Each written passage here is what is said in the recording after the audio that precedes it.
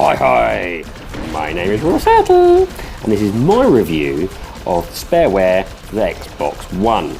Now, this review is in partnership with BigBossBattle.com, and they have provided me the code courtesy of Developer Rusto Games. Well, what is this game? This is not your typical twin-stick shooter. Kind of at first glance, this is basically hold out against waves and waves of hordes, but that would be slightly misleading.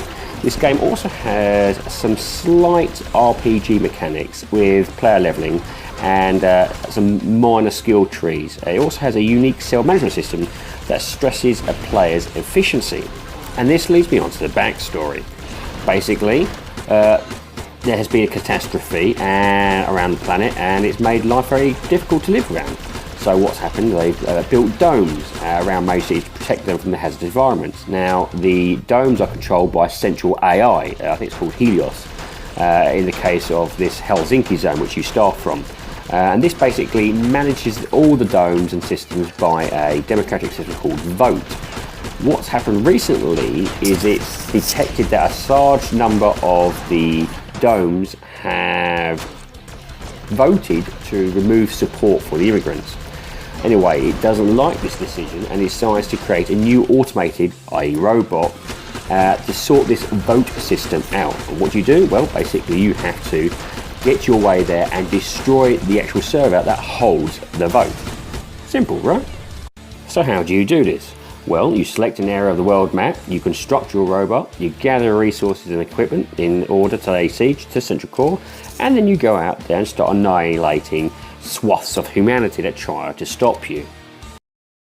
And this brings me on to the gameplay.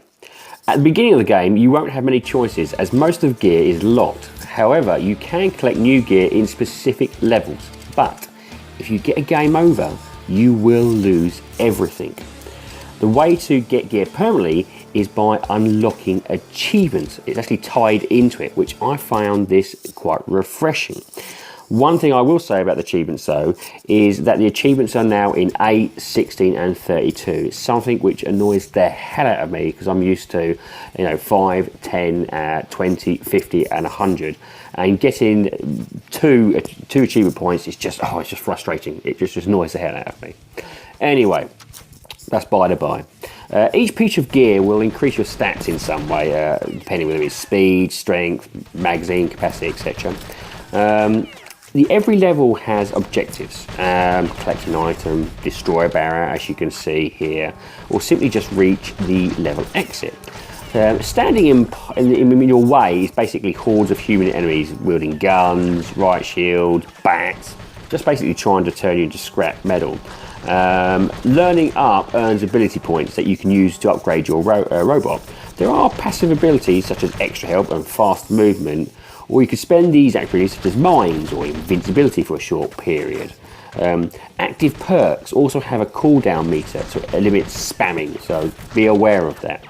In addition to these objectives listed, you're going to need to collect cells along the way. This is little blue lights, you can see that being picked up there. And these cells basically, well, they keep your robot going. They drop from every single kill, but you need to make sure you get as many as possible. Also, the cell itself helps you determine how you're going to manage the next level with your robot. Anyway, if you get hit, your body will start to take hit damage. The first thing that basically gets destroyed is your head, and then as you get more damage, a particular arm will get destroyed or another arm will get destroyed. If all hell loose, your legs break apart. One thing I will say about this though is I found that the screen was way too small for me. I couldn't see if I was getting, I could see damage, but I couldn't see what was breaking, and I was playing this on a 49-inch screen. It's probably better on a smaller screen, and I think this would have been ideal for maybe a mobile platform, or if they could basically zoom in on the map. Now, this storyline can be played cooperative. You can have four people, but it has no online play. So you can have 8-person battles, or you can play through the storyline, but no online play. Sorry, lads. One thing I will mention is that all levels in this game are procedurally generated. so no one's game will be the same. Every person will have a different experience. Now let's talk about that cell management system I spoke about earlier. The design choice means that you're going to have to think about which gear to equip, and it can only be a few deaths to dwindle your cells down to a single digit. And if you do that and you die too many times, because every time you put a new gear on, you basically burn up cells. That's it. Once your cells are down to 0, the whole story, everything, bam, dead. You finish. You have to start all over again. Different weapons work really well. I quite like the lasers. My best one on this one was definitely the fire whip. But the problem with that is very pricey.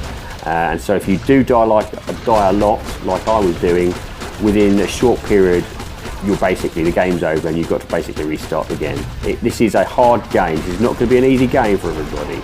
And one I would probably recommend playing with your buddies. And this leads me on to the graphics. Now, as I said earlier, all levels are procedurally generated.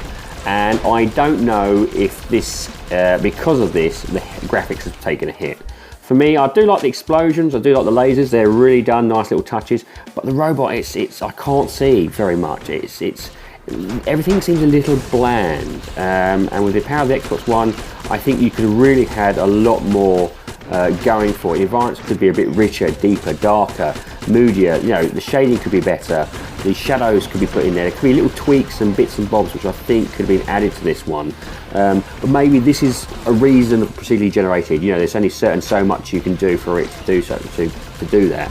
Don't get me wrong, it's nice, it's bright, but for me this looks more of, as I said earlier, a mobile platform game that's been politely added onto the Xbox One. It's got some nice touches, but I don't know, it found a little dull for me. And I think for the Xbox One, I think you need to kind of give yourself a much more richer and in-depth colour palette than what we have used here. And now for the sound. Again, I think it's a little bit of a problem on the sound here. For me, it was a little bit too generic. There wasn't as punchy as I wanted it to be. It gets the job done, don't get me wrong, but there was no real oomph to it. It's got a kind of like a generic rock track at the background there, which you kind of ignore at the end of it, and each of the weapons don't really lend themselves as well as I'd like. You kind of forget that they're there. You don't really listen to the sound as much as you would. To be honest, if I turn the sound off, it wouldn't bother me. What I will give kudos though to the developer is one aspect which I believe should be in every single game from now on, and that is they have allowed you to turn the copyrighted music on and off. What does that mean? Well, this means that you can actually stream the game itself without copyrighted music. You can just simply turn it off and you'll have no issues with uploading whatsoever. So if those copyrighted strikes from YouTube, you do not have to worry about, and kudos to the developer for this. Why it has not been thought of before, I don't know. This is great. So you get the copyrighted music or you get the non-copyrighted music, and you can choose this straight from the off. And this leads me on to the rating of the game. Now I rate games in order of avoid, rent, great purchase, must own. My rating for this game is rent. The reason behind this is that whilst the developer has innovative ideas, they didn't succeed in implementing them well enough in this game. The overall graphics and music was a little too bland for my liking, and unfortunately the game itself got a little bit repetitive and stale without other people involved. The lack of online multiplayer didn't help matters either. It's currently out on the Xbox One at this current stage at about £8 and $10 US. However, I would say that the game itself has been thought out quite well, and I will be keeping an eye out on this developer in future to see what else they can provide.